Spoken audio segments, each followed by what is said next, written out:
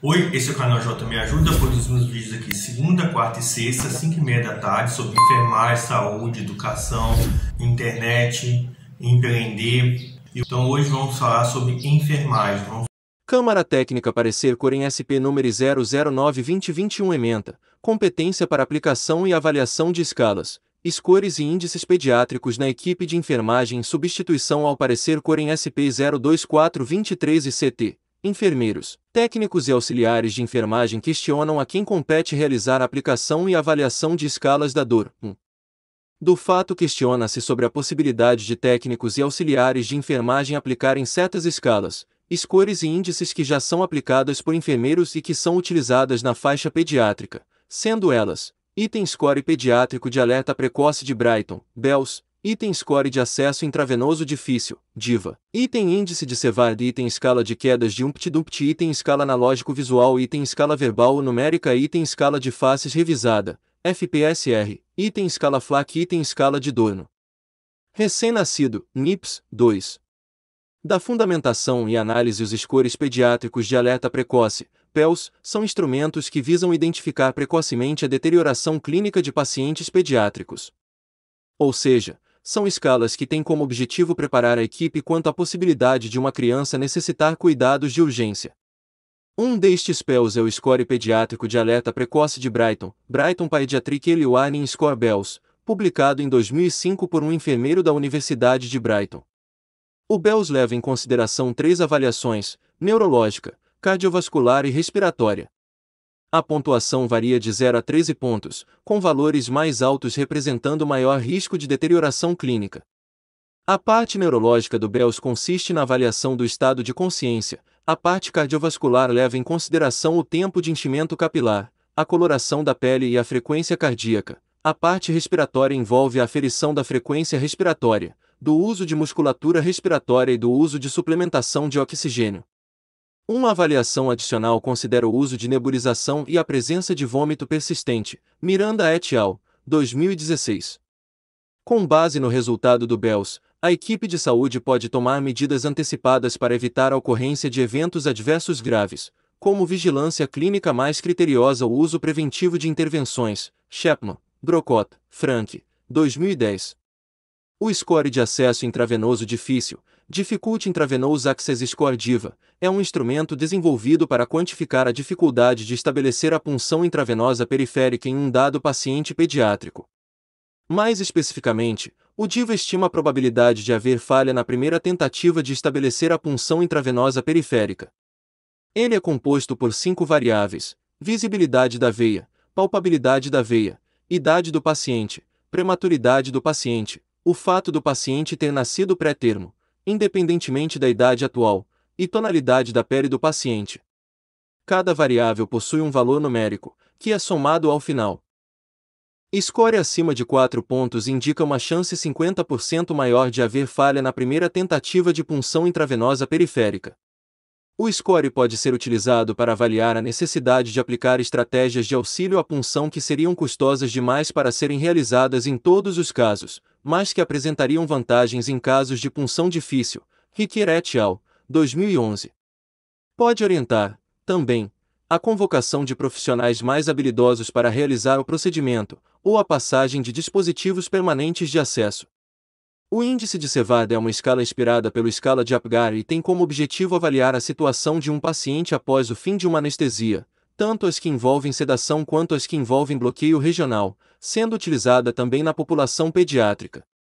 O objetivo é determinar se o paciente pode ser transferido para a unidade de destino ou se necessita de mais tempo sob observação.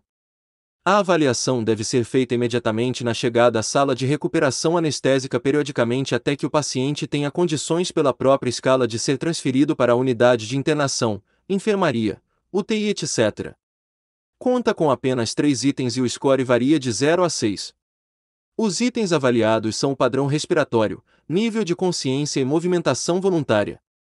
As avaliações são mais frequentes no início da recuperação e mais espaçados ao final, visto que o maior risco está no período inicial. Sevard, 1975.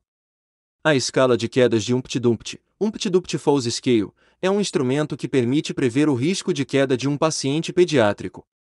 Leva em consideração 7 fatores: idade, sexo, diagnóstico, se a criança possui alguma doença neurológica, alterações de oxigenação ou distúrbios psiquiátricos ou de comportamento, prejuízo cognitivo, fatores ambientais, relacionados ao local de internação, como o uso de berços sem grades, realização de sedação nas últimas horas e uso de medicamentos que podem contribuir para quedas. Cada fator recebe um valor de acordo com sua resposta e os totais são somados, variando de 7 a 23 pontos.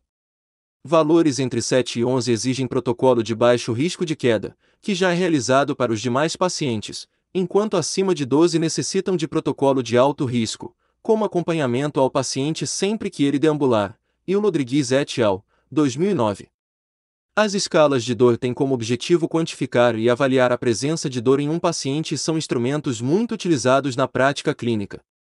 Para fins didáticos, as escalas de dor podem ser divididas em 2 tipos, as escalas unidimensionais e as escalas multidimensionais, Souza, 2002. As unidimensionais avaliam meramente a intensidade da dor, por exemplo as escalas analógico-visual e numérica e verbal. Já as multidimensionais avaliam também demonstrações físicas e emocionais da dor, envolvendo uma análise mais criteriosa do paciente. Escalas unidimensionais. A escala analógico-visual consiste na apresentação de uma linha, por vezes colorida, com uma numeração de 0 a 10. O profissional pede que o paciente aponte o número que melhor representa a intensidade de sua dor, sendo que o 0 representa a ausência de dor e 10 dor extrema. A escala numérica e verbal é ainda mais rápida e simples, em que o profissional pergunta ao paciente se em uma escala de 0 a 10, sendo 0 a ausência de dor e 10 a pior dor que já sentiu, qual seria o grau de sua dor. A escala de faces revisada, Faces Pain Scale Revised, FPSR, é uma revisão da escala de faces elaborada por Bieri e Alameda em 1990, uma escala de dor. A escala original era composta por 7 imagens de rostos, cada um com uma expressão facial específica de dor e um número associado. A face 1 representava a ausência de dor com um pequeno sorriso, enquanto a face 7 representava a dor máxima com uma face contorcida em dor. A criança identifica o rosto que representa a dor que sente naquele momento, substituindo assim o uso da escala analógica utilizada no adulto, que tem interpretação mais difícil, Bieri et al., 1990. Porém, por ser composta por 7 faces tinha difícil correlação com a escala analógica utilizada no adulto, Silva, Tuller, 2008. Por isso, foi desenvolvida a versão revisada, FPSR, em 2001 por Rickes et al.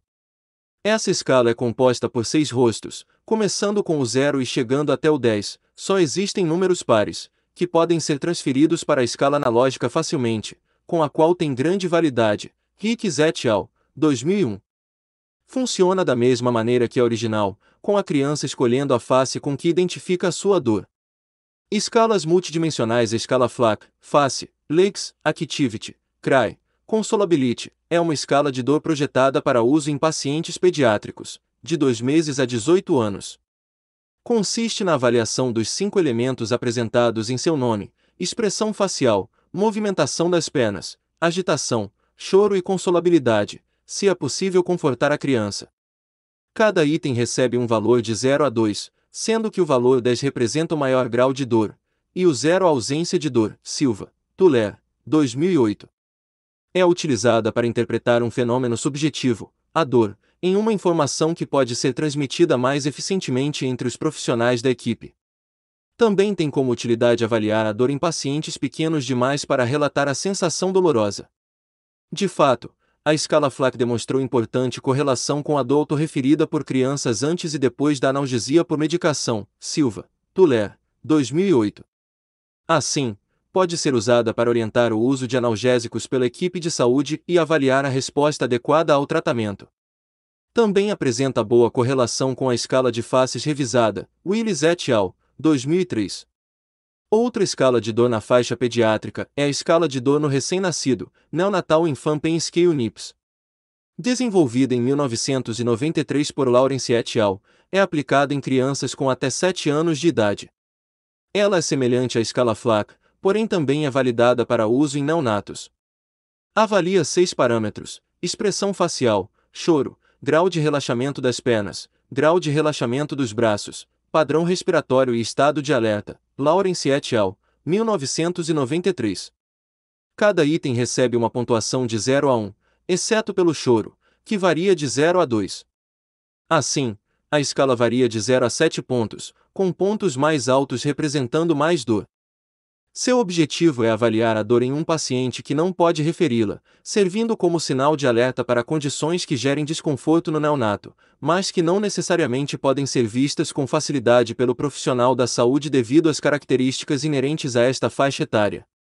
O Decreto nº 94.406/87, que regulamenta a Lei do Exercício Profissional de Enfermagem 7.498/86, estabelece que o art. 8º ao enfermeiro incumbe, e privativamente, g. cuidados diretos de enfermagem a pacientes graves com risco de vida, h. cuidados de enfermagem de maior complexidade técnica e que exijam conhecimentos científicos adequados e capacidade de tomar decisões imediatas, e segunda como integrante da equipe de saúde, b. participação na elaboração, execução e avaliação dos Planos Assistenciais de Saúde Brasil, 1986, 1987.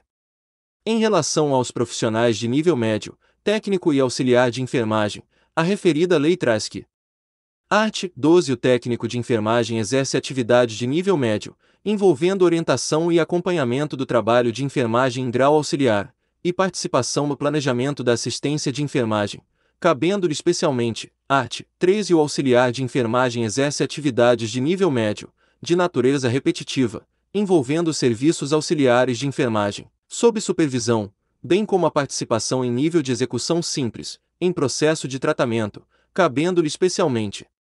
Art. 15. As atividades referidas nos arts. 12 e 13 desta lei, quando exercidas em instituições de saúde, públicas e privadas, e em programas de saúde, somente podem ser desempenhadas sob orientação e supervisão de enfermeiro. Brasil, 1986, 1987. Além disso, o Código de Ética dos Profissionais de Enfermagem estabelece o capítulo 2º dos deveres. Art. 24. Exercer a profissão com justiça, compromisso, equidade, resolutividade, dignidade, competência, responsabilidade, honestidade e lealdade.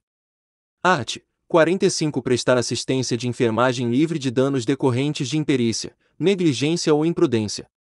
Art. 59. Somente aceitar encargos ou atribuições quando se julgar técnica, científica e legalmente apto para o desempenho seguro para si e para outrem.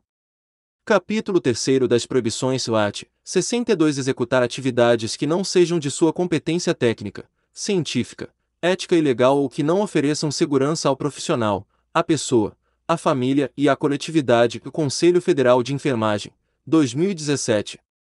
Por fim, a Resolução COFEN nº 358/2009, que dispõe sobre a sistematização da assistência de enfermagem e a implementação do processo de enfermagem, define o art. 4º ao enfermeiro, observadas as disposições da Lei nº 7.498, de 25 de junho de 1986 e do Decreto nº 94.406, de 8 de junho de 1987, que a regulamenta, incumbe a liderança na execução e avaliação do processo de enfermagem, de modo a alcançar os resultados de enfermagem esperados, cabendo-lhe, privativamente, o diagnóstico de enfermagem acerca das respostas da pessoa, família ou coletividade humana em um dado momento do processo saúde e doença, bem como a prescrição das ações ou intervenções de enfermagem a serem realizadas, face a essas respostas. Art. 5º. O técnico de enfermagem e o auxiliar de enfermagem, em conformidade com o disposto na Lei nº 7.498, de 25 de junho de 1986, e do Decreto 94.406, de 8 de junho de 1987, que a regulamenta, participam da execução do processo de enfermagem, naquilo que lhes couber, sob a supervisão e orientação do enfermeiro, o Conselho Federal de Enfermagem, 2009. 3. Da conclusão considerando o exposto na Resolução COFEN nº 358/2009, conclui-se que scores, escalas e índices que envolvam diagnósticos de enfermagem e prescrição de intervenções de enfermagem competem somente ao enfermeiro. Com relação à aplicação e avaliação dos scores, índices e escalas acima elencados, orienta-se que, item score pediátrico de alerta precoce de Brighton, Bells, sua aplicação compete privativamente ao enfermeiro, visto que envolve a avaliação clínica do paciente, como estado de consciência e padrão respiratório. Item índice de Sevard. Compete ao enfermeiro por envolver avaliação de padrão respiratório, nível de consciência e padrão de movimentação. Item escala de quedas de UMPT-DUMPT deve ser aplicada privativamente pelo enfermeiro, pois a avaliação de prejuízo cognitivo é de maior complexidade e requer conhecimento científico específico. Item escalas de dor multidimensionais, FLAC-NIPS, devem ser aplicadas exclusivamente pelo enfermeiro, justamente por envolverem avaliação clínica. Item escalas de dor unidimensionais, analógico-visual, verbal ou numérica e de faces revisada, podem ser aplicadas também por técnicos e auxiliares de enfermagem, por não envolverem avaliação clínica. Item score de acesso intravenoso difícil, DIVA, pode ser aplicado também por técnicos e auxiliares de enfermagem, já que envolve análise de critérios mais objetivos. Porém, ressalta-se que a conduta a ser tomada com base no resultado do score compete ao enfermeiro. É o parecer. Então, você gostou do vídeo? Então se inscreva no canal e compartilhe nas suas redes sociais e sua rede de imagem como o Telegram e o WhatsApp.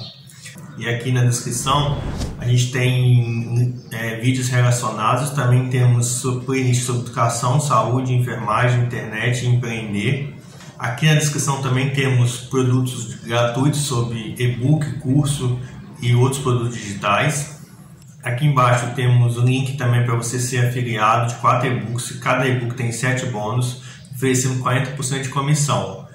Fornecemos também material de divulgação como imagem, texto e vídeos. Então eu te aguardo aqui na descrição e até o próximo vídeo. E então se inscreva no canal, clique no sininho